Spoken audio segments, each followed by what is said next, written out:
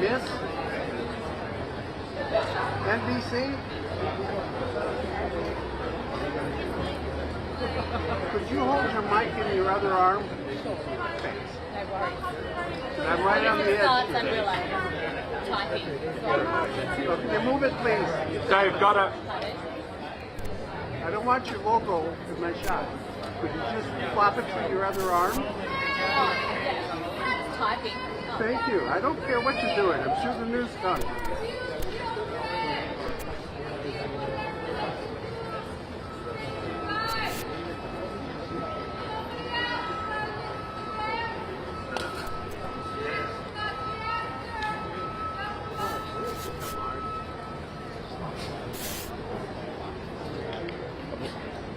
Someone's stepping on the frequency.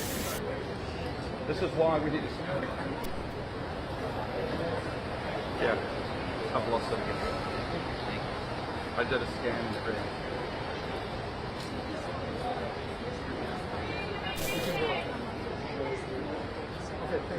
Wow, it takes an hour and a half.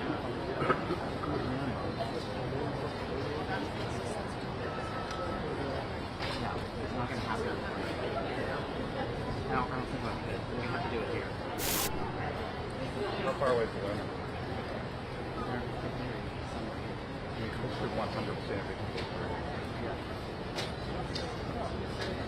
Someone is stepping on that frequency. I've got it now.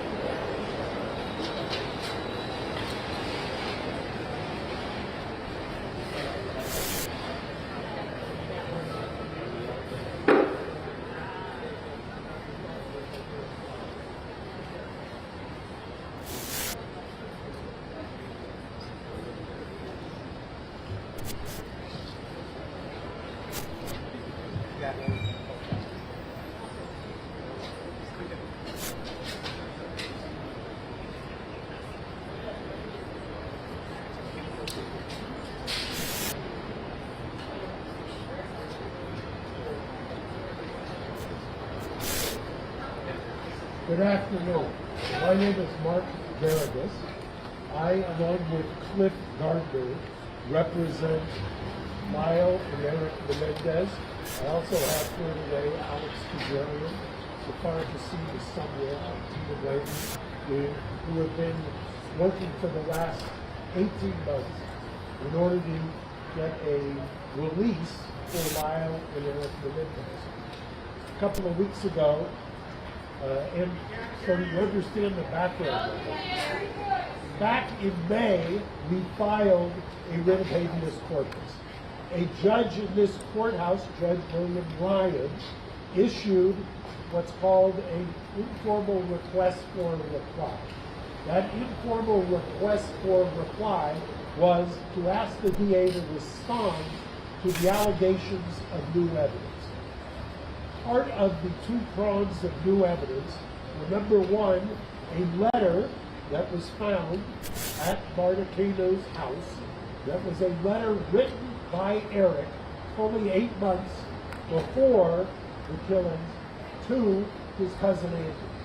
His cousin Andy testified at the trial. However, in the second trial was demeaned as making this up or was not true. This letter now shows or corroborates that Andy was telling the truth. The letter describes the abuse. The letter, I believe, was released at least temporarily by the DA's office, and anybody who wants it, we can release that as well. The other pillar of the writ of habeas corpus was a declaration by Roy Roselo. The declaration by Roy Roselo is incredibly important for a number of reasons. Number one, Roy Roselo, who was a member or a then member of the band Menudo, was and took great courage at Burns finding him and talking to him to sign a declaration that said that he too was assaulted by the father, and not only assaulted, but it happened at the house. The reason that's important is that it corroborates what was testified to in trial number one. And it corroborates the fact that the safe place that Jose thought he had was in the house. It corroborates what the family members said was the very uncomfortable rule in that house, that you could not go down the hallway if Jose was with one of the boys. That was the ground upon which he played. We have those two items. Now, there is a separate track. About 3 months ago, we sent a petition, and mind you, the DA's office, there's been those who have said, well, this is election nearing, blah, blah, blah. We filed this, and the DA has been, Mr. Gascon's office, has been engaged with us productively, strongly, for well over a year. Joan, who you will hear from in about 5 minutes, we actually, because of her young age, turns 93 next month, we had what's a very rare thing done back in December, which is called a conditional examination. It's a deposition in a criminal case to preserve her testimony. She was there with her lawyer, Brian Fredman, who represents the family. And what we are also on a parallel track doing is asking, and have been asking, the DA to look at the work they have done and resentence them, to support the resentencing. Now, when I say the work they have done, Lyle and Erik have started, mind you, since 2005, up until the time that Judge Ryan issued the request for an informal reply, have had no hope of ever getting out. Since 2005, they had exhausted all legal remedies. They had resigned themselves to being in prison for the rest of their lives. You could take two tracks on that. You could either just become a hardcore, irreconcilable recidivist, or you could do what they've done, which is create programs, counsel people, develop amazing programs, mentoring people, go to college, get degrees. Lyle, in fact, graduated from the first ever class in June. I watched it, of a combination of UCI along with the Department of Corrections. The first class, Mr. Fredman and I were there, of 22 prisoners who got their BA degree while in prison, and a bunch of them life without parole. So there is an idea that there is redemption. There is an idea with their Green Space project of rehabilitation. I will tell you, in over 40 years of doing this, I have never seen the amazing, exemplary rehabilitation and mitigation evidence that we have now presented to the DA's office. We're going to hear from the family today briefly, and I will tell you, I'll give you kind of a coming attraction. I will start with Ania Mendez. She will tell you exactly the genealogy. We have over 20 relatives, both Kitty and Jose's sides of the family. This is virtually unprecedented in my practice, and I would dare say it anyway, that 20 family members on both sides, victims, constitutional victims under Marcys Law, are here to urge the DA to resentence.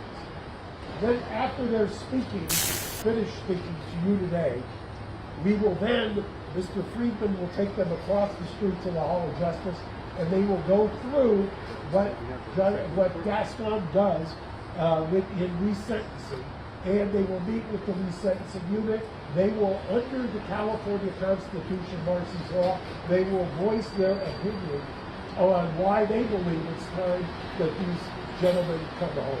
That they've spent over 35 years, and I've said it once, I've said it twice, if they were the Menendez sisters, they would not be in custody.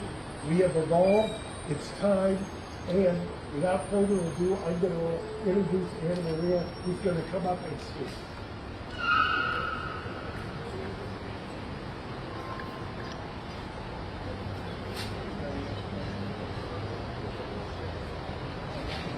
Sister of Kitty Menendez, please join us.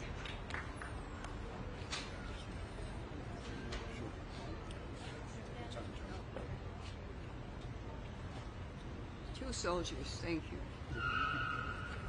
Come right here, buddy. Not very much space for paper, is there? You want the glasses on? Well, they're not even mine, but yes. Okay. They match the top. Okay. Please know that I'm nervous and full of emotions. I never thought this day would come. I am Kitty's sister. I stand here today with a heavy heart and also with hope and justice and understanding. We have received such an outpouring support in recent weeks, which led us to launch this formal initiative. For many years, I struggled with terms with what happened to my sister's family. It was a nightmare none of us could have imagined. But as details of Lyle and Erik's abuse came to light, it became clear that their actions, while tragic, were the desperate response of two boys trying to survive the unspeakable cruelty of their father. As their aunt,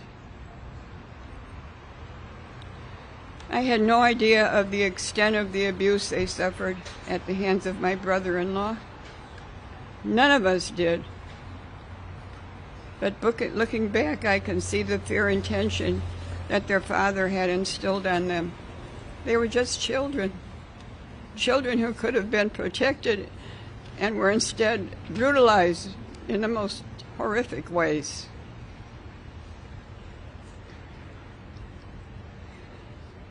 The truth is, Lyle and Erik were failed by the very people who should have protected them, by their parents, by the system, by society at large.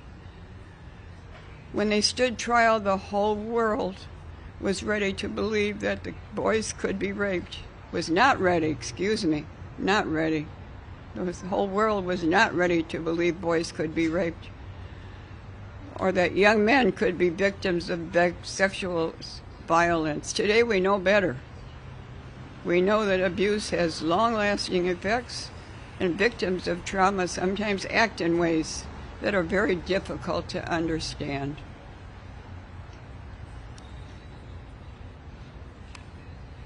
In the years since their conviction, society's understanding of sexual abuse and its psychological impact has grown significantly. We understand that a person doesn't need to fit a specific mold, whether it's gender or socioeconomic status, in order to experience abuse.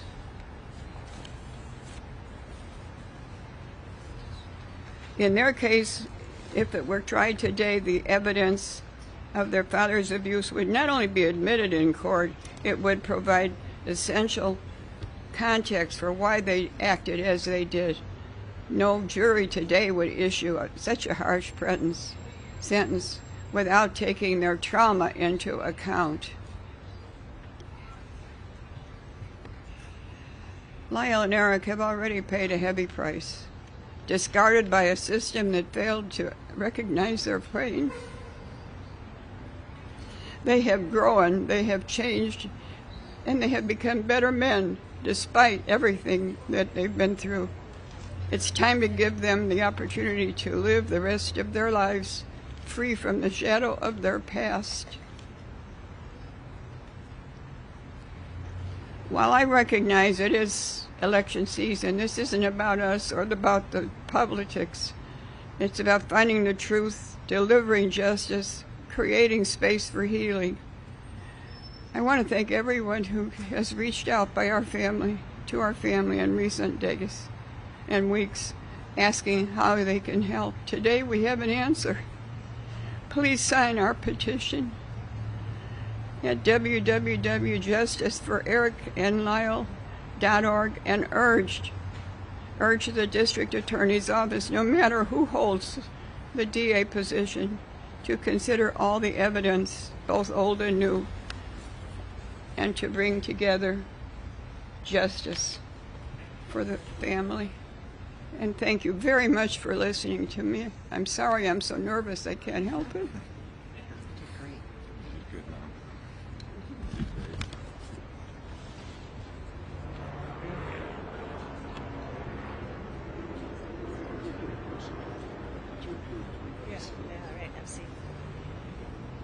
Next, we have Alan Anderson, nephew of Kitty Menendez. Hello, and thank you, everybody, for being here. Hello, my name is Brian A. Anderson, Jr. I am the Kitty Menendez. I'm Kitty Menendez's nephew. I am proud to be a member of this family and to help spearhead this formal effort to organize and galvanize all the support we have received. Together, I believe we can finally bring justice for my cousins, Lyle and Erik. I've known Lyle and Erik my whole life. I can tell you without a doubt that they are not the villains they've been portrayed as. They were boys, young, scared, and abused by their father in ways no child should ever experience. You, the media, focused so much on their actions, but they never were able to tell the full story of their abuse that drove them to such desperate measures. When I think about the pain and suffering they endured, it breaks my heart to know that the system failed them so profoundly. They tried to protect themselves the only way they knew how. But instead of being seen as victims, they were vilified. Their father's abuse was dismissed, their trauma ignored, and their truth mocked by millions. Today, we know that trauma can lead to actions that, while difficult to understand, are rooted in survival.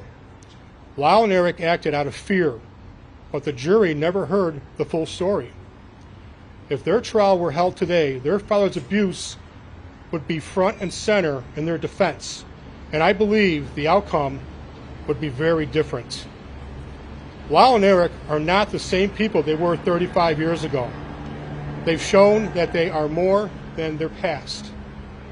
They are survivors and deserve a chance to rebuild their lives. They are no longer a threat to society. Please do not misconstrue this to be political. Justice should prevail and transcend politics. I am asking the district attorney's office, regardless of who the DA is or becomes, to reconsider their case with the knowledge we now have about their abuse. Lyle and Erik deserve a second chance, a chance to heal, a chance to be free, and to live the rest of their lives without the shadow of their past hanging over them. I firmly believe that if they were to come to my house, knock on my door, I would answer that door, I would welcome them in with huge hugs, my wife would make them a dinner, and I'd give them a pillow and a place to sleep. Thank you for being here today, supporting Justice for Lyle and Erik. Please go to our website, learn the truth about their story, and sign our petition. Thank you.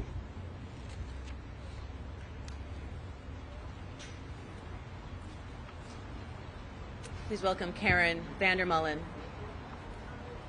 niece of Kitty Menendez. Good afternoon. There's a lot of you, and I'm very nervous. My name is Joan VanderMolen Copley. I am Kitty Menendez's niece, and I'm here today speaking out because I have believed for many years that the truth needs to be known about what really happened to my cousins Lyle and Erik. From the beginning, I believed Lyle and Erik were victims of their father's abuse. I grew up knowing and feeling something wasn't right. the feeling in their house, and the father-son interactions were just off. But it was not until the first trial that the full horror of what they had to live through came to light. My sister, Diane, had evidence of their abuse. That was not even allowed to be presented at the trial. I cannot help but think of how things would be different if the world had known the truth back then, or if they had been the Menendez sisters. Adults of abuse have difficulty getting out of their situations, and yet these were two young boys who were never allowed to make decisions on their own. They lived in constant fear and were unable to make any other decisions than the sexual violence that they were taught at the very hands of people who were supposed to love and protect them. Their sometimes misunderstood behaviors were cries for help that many of us wished we had realized and responded to far sooner. What happened is tragic, but I forgive my cousins. I have forgiven them forever, because I know they were acting out of fear and desperation. These were children, just 6 and 8 years old, who didn't understand their own bodies. No child should ever have to endure that kind of pain. This abuse trapped them. It was painful and it terrified them. Their father's abuse shattered their lives and the family's lives, and the courts failed them, failed to recognize their trauma, compounding this tragedy. We live in a time now where we understand how abuse can shape a person's actions, male or female. We live in a time now where we understand what trauma does to the brain development of a child. If Lyle and Erik's trial happened today, the outcome would be drastically different. The evidence of their father's abuse would have been a central part of their defense. And it's very likely they would not have received such harsh sentences. Lyle and Erik have spent most of their lives in prison, paying for their actions. During that time, they have become supporters and advocates for children who have suffered sexual violence. I believe they have suffered enough. I ask the district attorneys to take into account the whole truth and nothing but the truth. I believe they have paid for their crimes, and we as a family have all suffered enough. We are here for them and ready to support Erik and Lyle after released. This is a time for truth and justice, and the time for the path to healing. It is time for Erik and Lyle to come home. We are here for them. Please visit our website and sign our petition. We would love nothing more than for our mom to be able to wrap her arms around Erik and Lyle outside prison walls before she is unable to do so. Thank you. Thank you all.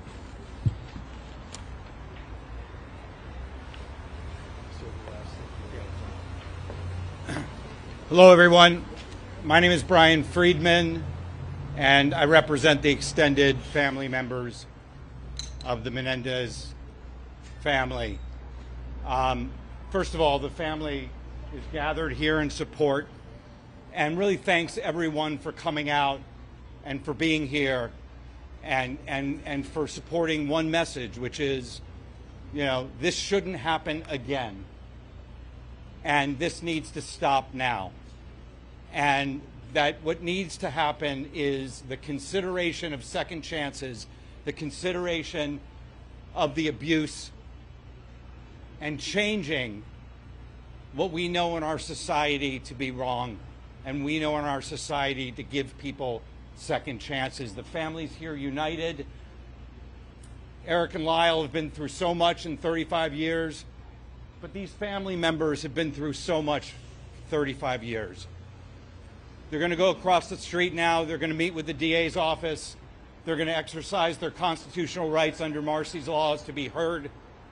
And they would respect and ask if they could make that journey peacefully so that they can share their truth, desires, and honesty with the DA's office. And again, thank you for the support and for being here. And Mark Gagas, thank you. As Brian said, if we can let, especially Joan, get across, I'll answer some questions in about 2 minutes, if that works. Yes.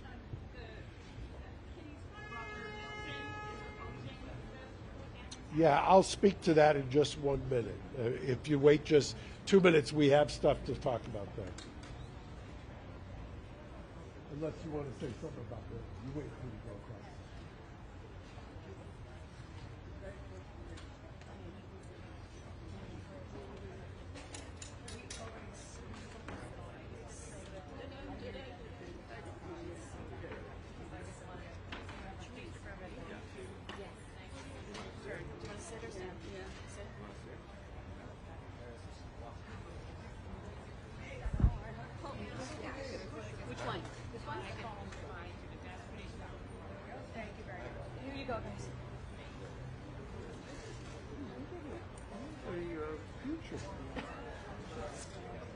God willing, I never do this again.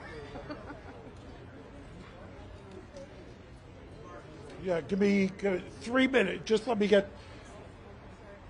Joan situated. Okay, thank you.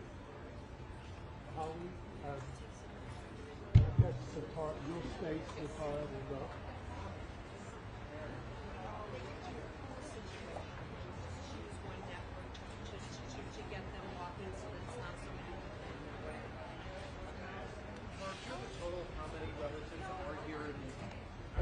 Over 30. Over 30. You should have said that before. What are you asking, sir? The statement in Spanish. We'll get it. So we do that. Thank you. Okay. Yes.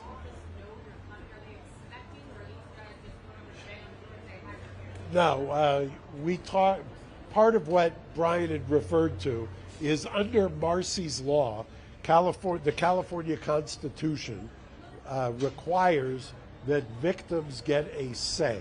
So what we did is the DA's office, when they heard that we were doing the press conference, extended the invitation for the family to come over and hear about Marcys Law, to hear about exactly what their feelings are. I will tell you, and I said it before, that the DA's office from 18 months ago has taken this very seriously. And I say that because there are times, whether it's high profile, low profile, that I don't get the feeling that we're being heard. I get the feeling here that we have been being heard. I get the feeling that there is genuine. I think the DA has mentioned in his remarks that there is a division in the office. I understand that. I mean, I get that.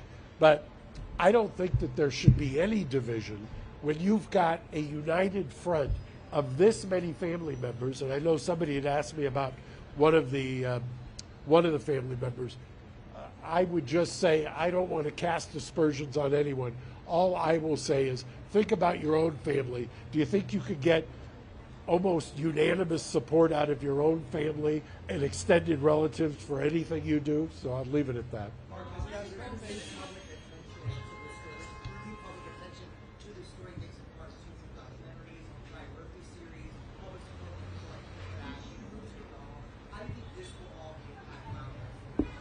Well, I think, interestingly, and I don't know how you measure something like this, but I have been, obviously I was practicing when this trial took place.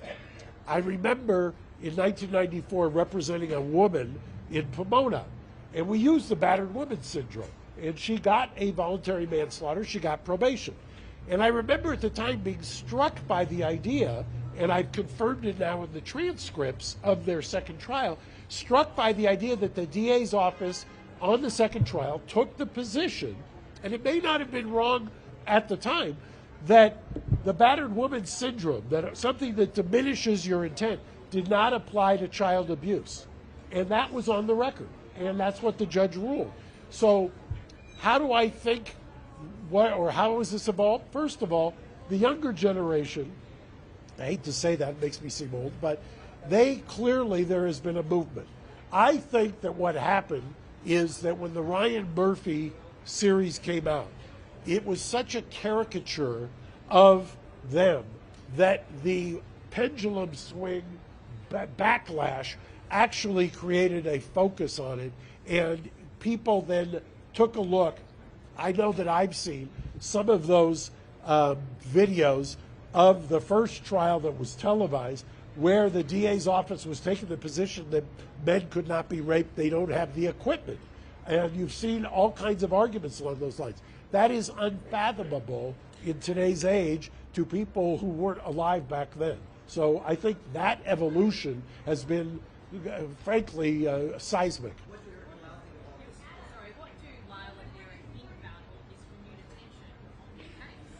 I think one of the reasons that we mentioned early on, and that the family has said it, they had absolutely no hope after 05. So after 2005, they didn't believe, they thought they were going to spend the rest of their life in prison. And they had resigned themselves to it. And all of the programs, I invite anybody to take a look at what's called the Green Space program that they have. The Green Space program that they have created down there, that's based on the Norwegian model, that is something that they have done in order to reacclimate prisoners who are being released. I look at both the external programs that they've done and the introspection and work they've done on themselves. I've used the term cautiously optimistic. I mean, there is an irony that DA politics played a role in their conviction.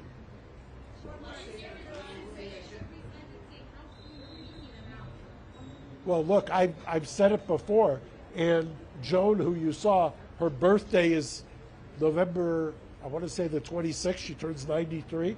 Nothing she'd like more than to have them home for Thanksgiving.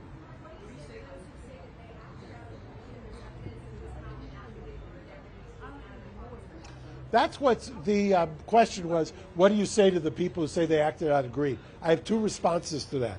Number one, that's why the letter that predates the killing from Erik to Andy is so important. Number one, it corroborates that it was happening before.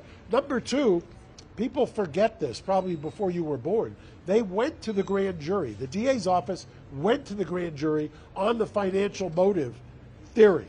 The grand jury, which will indict anybody on anything, the grand jury rejected that theory. So that is another one of the urban legends. Here you go, sir. Thank you. Here you go. Thank you. Here, sir. Here you go, sir. Okay, get him after. Well, I don't think that the protocol in the DA's office is anything but what we're doing today. The protocol today is that you meet with the resentencing unit, you get informed of Marcys Law, and you go from there.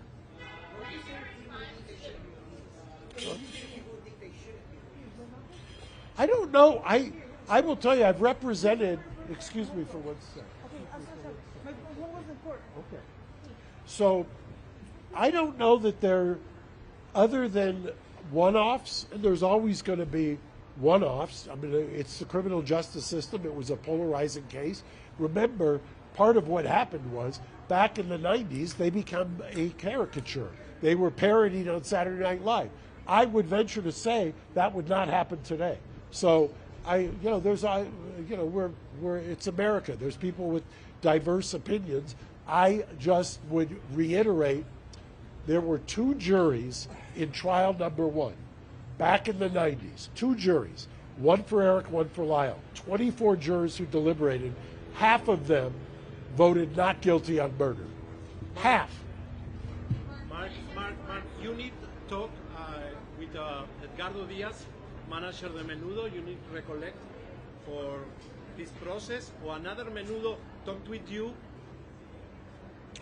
Well, I've said before that the Menudo Declaration by Roy Roselo is important.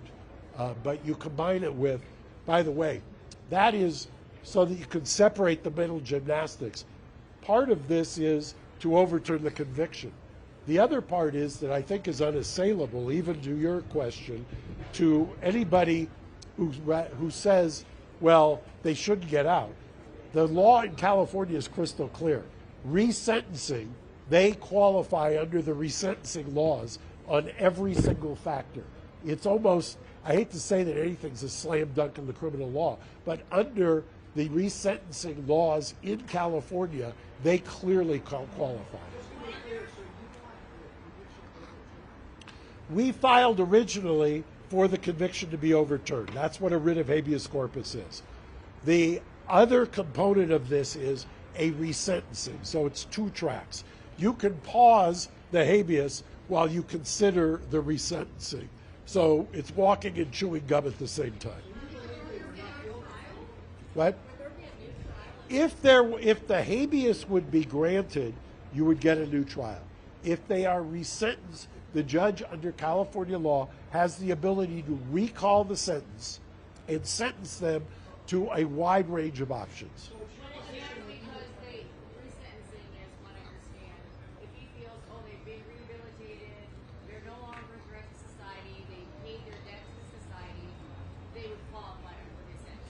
Correct. And in fact, I will also tell you, and we may release it tomorrow, part of the mitigation package that we presented to the DA are letters from correctional officers, high-ranking correctional officers, who attest to the phenomenal rehabilitation. We have a number of correctional officers who have actually said if released, they should be released, and that they would welcome them as neighbors in their neighborhood. I'm going to take 2 more questions because I want to get over there to meet with the DA as well. What?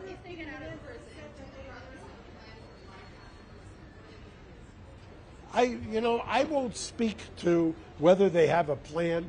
I just think that in order to get through each day, that you've got to just ground yourself. It's a long road from life without for almost 17 years to being hopeful. So that's, I kind of worry. One last question. What is your response to Brian Murphy's comments about the brothers specifically, that what happens to them, this show's precedent for another 30 years, and the brothers will be out of prison by Christmas? Somebody, some wag, I don't know who it was, I could give him credit, said about Ryan Murphy that of course he's going to take credit. I didn't say it, so I don't know the man. Anyway, thank you. Menendez plus many divorce betrayed. Started 18 months ago.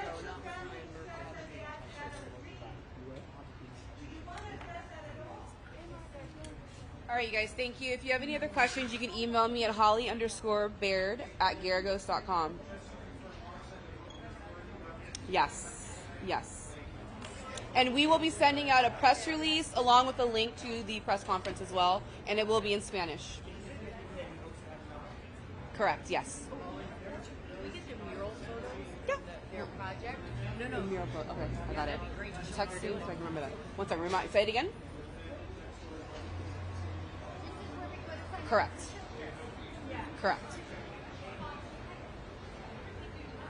Holly_Baird@garagos.com.